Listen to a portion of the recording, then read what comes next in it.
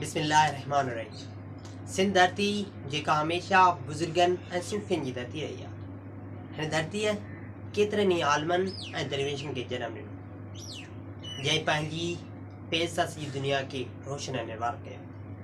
उन्हनि दरवेशनि में कहिड़ा बि दरवेश जनमु वरितो जन हमेशा खिल ऐं भोग में माण्हुनि खे अहिड़ियूं त हक़ीक़त ऐं सबक़ आमज़दा ॻाल्हियूं ॿुधायूं जो माण्हू दंग रहिजी विया। वताए फ़क़ीर बि उन दरवेशनि मां हिकु दरवेश हो जेको हमेशा माण्हुनि खे चर्चनि खिल ऐं भोगनि में मुखातिब थी अहिड़ियूं त ॻाल्हियूं ॿुधाईंदो हो जो हू दंग रहिजी वेंदा हुआ ऐं अक़ुल वारे लाइ उहे ॻाल्हियूं के वॾियूं मनहूं रखंदियूं हुयूं। त पोइ अॼु असां उन दरवेश जी तारीख़ ते नज़र विझंदासीं तो दरवेश केरु हो ऐं उन ते वताए फ़क़ीर नालो कीअं पियो, छा उन जो असुलु नालो वताए फ़क़ीर हो, छा हू मुस्लमान हो। सॼी हिस्ट्री ते असां हिकु नज़र विझंदासीं हिन जी क्लिप में।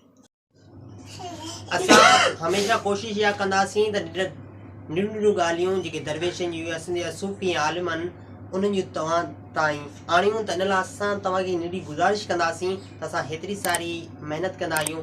महिरबानी करे असांजे चैनल खे सब्सक्राइब करियो ऐं लाइक जो बटन लाज़मी दबायो। तव्हांजी महिरबानी थींदी। बिस्मिल्लाहिर्रहमानिर्रहीम। सुहिणा सखन जन जा मोती ऐं अलमास अता ॾे तूं दिलि में तन पाकनि जी प्यास। आगा अंदरि मुंहिंजे में आ इहा ई आस, लाहे अॼु उदास बदकान। अॼु असीं उन ख़ुदा जे बानी जो ज़िक्र कयूं था जंहिंखे आम तरह वताए फ़क़ीर सॾियो वेंदो आहे। इहा हक़ीक़त आहे त हीउ जंहिं नमूनी रंग ऐं ढंग में रहंदो हो तंहिं में सभु को खेसि बालो ऐं भोलो सम्झंदो हो। अल्लाह पाक त हिन सां उन भुरईअ में अहिड़ा भाल कया जहिड़ा पंहिंजे प्यारनि बंदनि ते कंदो आहे। शाह अब्दुल लतीफ़ भिटाई बि अहिड़नि भोरनि जे बारे में फरमाए थो, इला ॾाहीअ में थिया ॾाहियूं ॾुख ॾिसनि, इला ॾाहीअ में थिया ॾाहियूं ॾुख ॾिसनि, मूंसां मूं पिरी भोरईअ में ई भाल कया।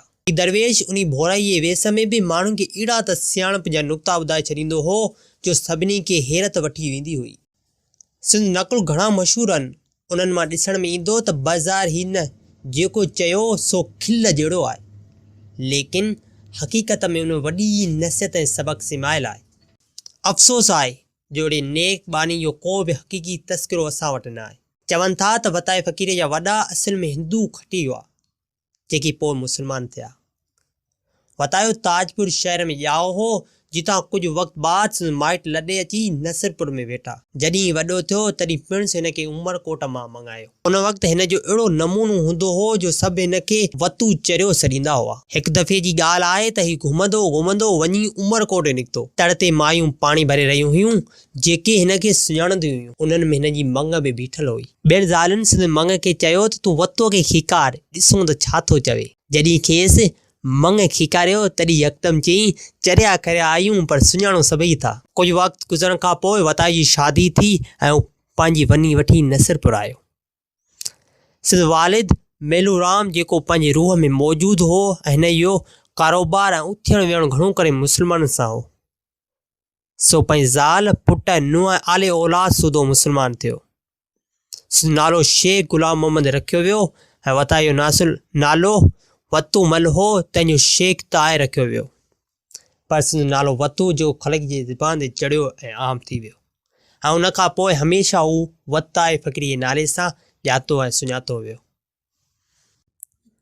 ॿी रवायत हीअ आहे त पंहिंजे पीउ जी वफ़ात खां पोइ वतायो जंहिंजो रूह असल में वाहिद वारो हो जेको कनि ज़ाहिरी सबबनि करे माठ में रहियो, सो पंहिंजी माउ ज़ाल सूदो मुस्लमान थियो ऐं सिंध नालो शेख ताहे रखियो वियो।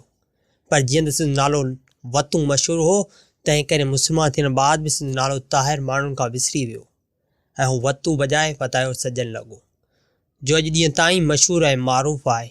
हिन तुर्बत टंडे अलायर खां 3 मीलनि जे मुफ़ासिले ते उलहंदे तरफ़ आहे।